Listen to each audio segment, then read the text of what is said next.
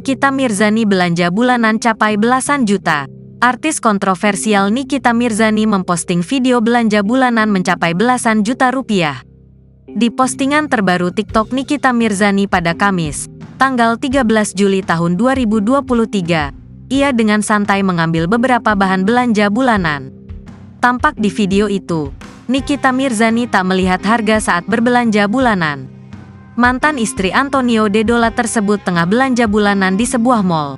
Ia mengambil beberapa bahan makanan seperti buah, sayur dan serta makanan ringan. Tak hanya itu, wajah barunya usai operasi plastik itu langsung ia tampilan ke publik. Di tengah mengambil beberapa bahan makanan untuk stok sebulan, ibu kandung Loli tersebut juga melayani para fans untuk berfoto. Belanjaannya itu ia giring menggunakan kurang lebih 7 troli penuh. Uang yang harus dikeluarkannya pun mencapai 13 juta rupiah.